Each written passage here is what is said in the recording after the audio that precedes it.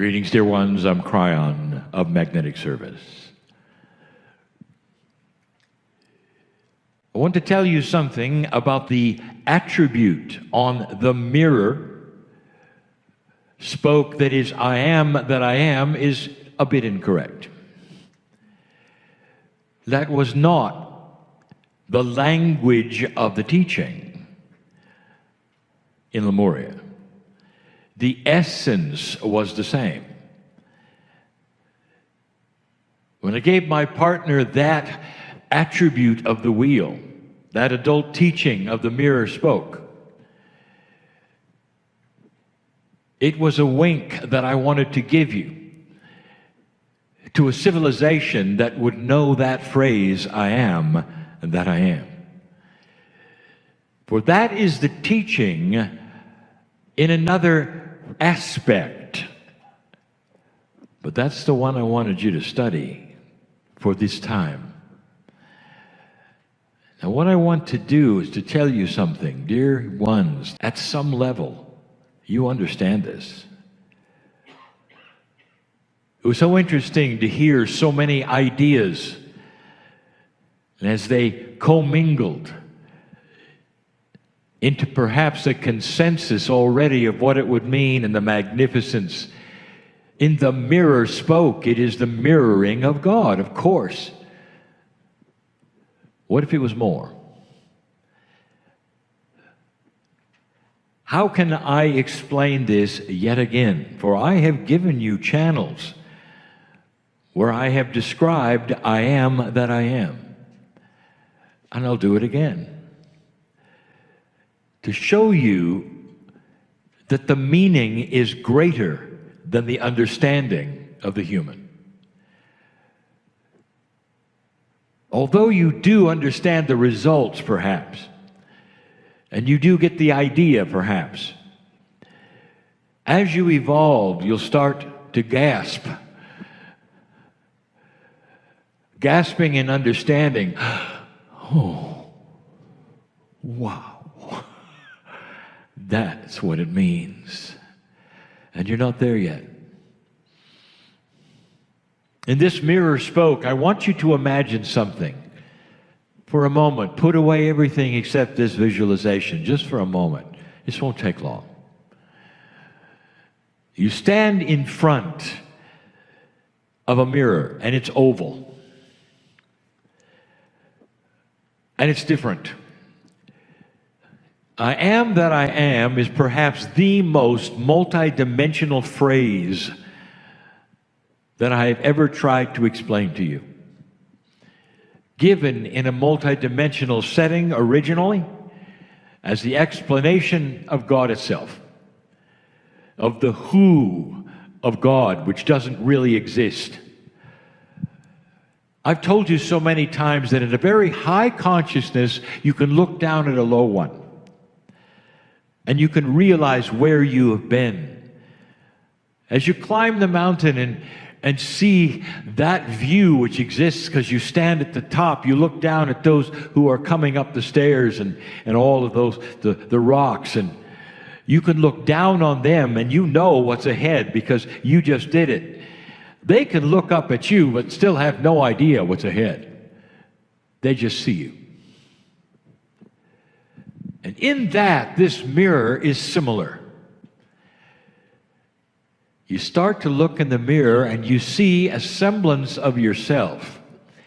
You can see it's there, but you don't know how you got there. You don't really truly understand what it is you're seeing, but you know it's you. You are in a lower vibration at the moment, looking at a higher vibration you. It's not exactly the higher self. That's a little different. This reflection of you is universal. And for this story, it is your image, whatever that image is. Today, it might be the image of your corporeal self as you would see it in any mirror. Tomorrow, it would be the next corporeal self. Same reflection, same meaning, different incarnation. You'd want to reach, perhaps, at that mirror, and because it is almost fluid, and moving, there's a tendency to want to even reach through it. But you can't, not yet. You're limited by that wall of belief and a linear countenance. That would mean that which is linear of who you are, the reality that you are. Even if you're beginning to break out of that reality and understand multidimensional things, it doesn't change your corporeal structure. It's still linear. It's still in 3D. Dear ones, there'll come a day when evolution starts to change that. And when that multidimensionality that we speak of actually becomes part of you, but it isn't yet. And so you look at that mirror. It's a little wiggly. The image is not clear, but you know it's you. You move, it moves. And you put your hand up, and the hand goes up in the mirror. You realize it really is a reflection. But of what? Is it the multidimensional you? Is it the God of you? What is it? And then you realize that if you speak, it speaks with you. If you say hello, you hear a hello. At the same identical moment that you speak, it speaks. Are you aware of the phrase in certain spiritual circles, the great I am? Look for it. The great I am is a phrase that means God the Creator. That is the I am energy. So the I am is a phrase of its own, in a context of its own. It is not an identity, but a description of the creative source, God, the great I am. And so as you stand in front of that mirror, you say the words, and you watch your hand go up, and the hand in the mirror go up, and you say the words, I am. And as you say those words, you hear them back at you in a way that you haven't understood before.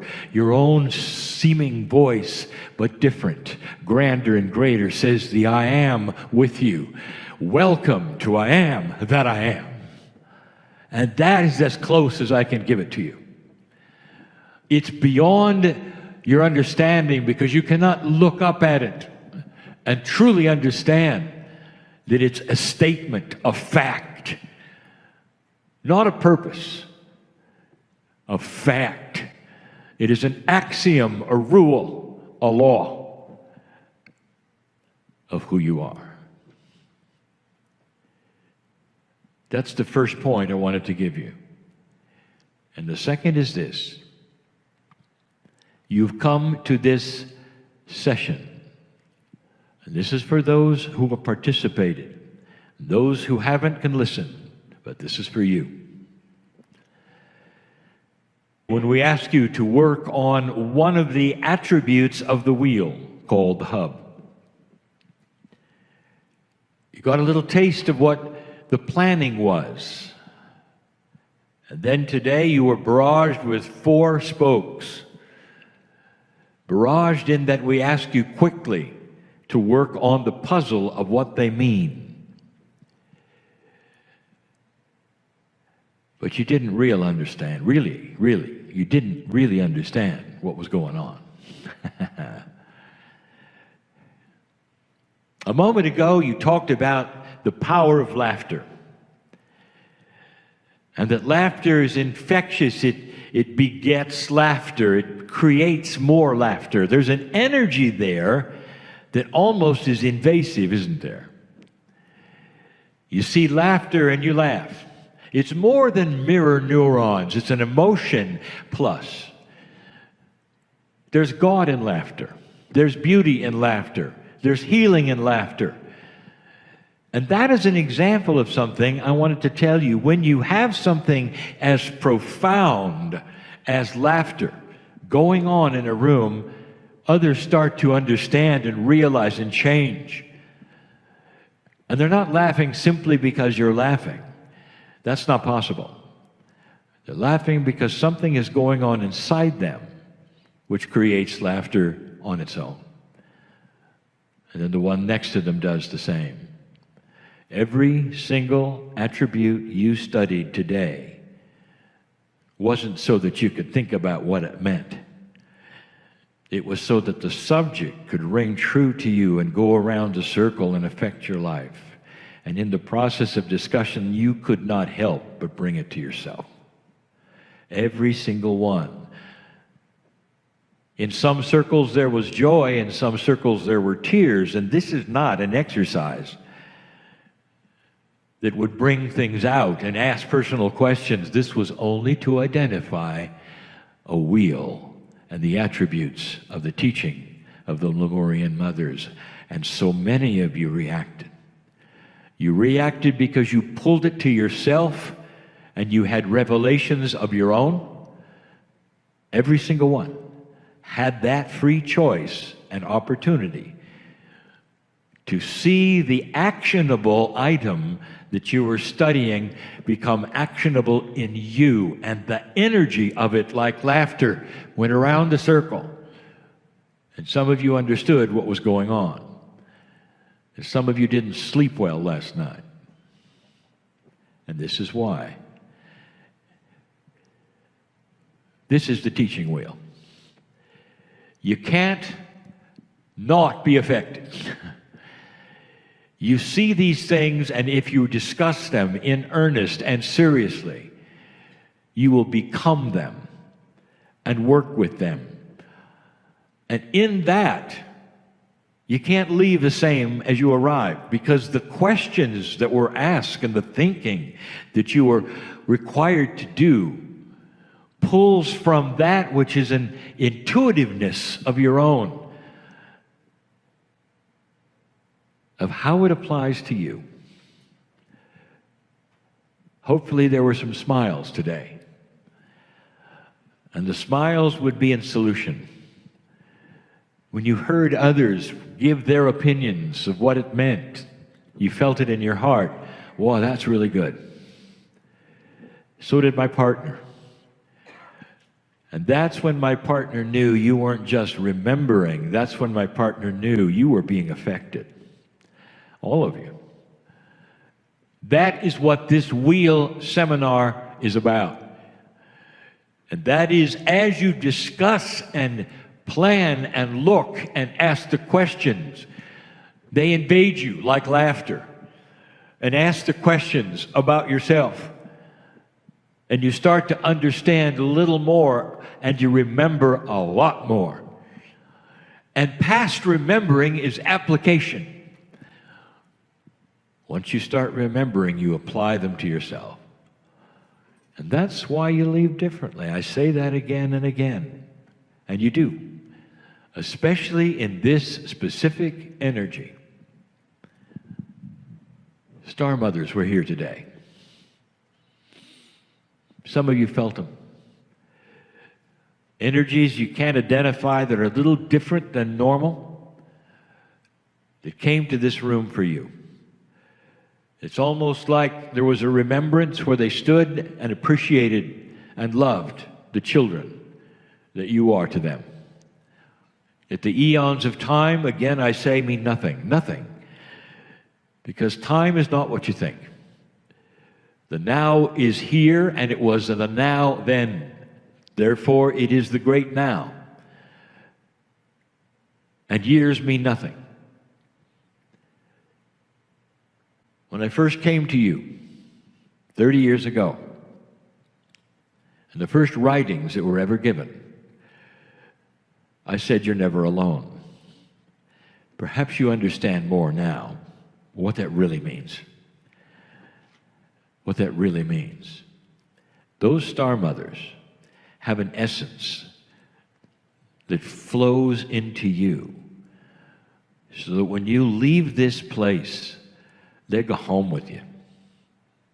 You cannot escape that, because you made the decision to come and say yes today. Perhaps you've raised your hand to the mountain today. I want you to expect results. Multidimensionality is not understandable. How can you take a piece of a star mother home? And the answer is yes. There will come a day when you understand that there's no such thing as place or who when it comes to multidimensional things. That's where the phrase came from, one with everything. Let them become one with you to the degree that you will allow, but know that you were in the right place at the right time to say yes. Oh boy, were you in the right place at the right time to say yes. That's the message. Don't forget it. And so it is.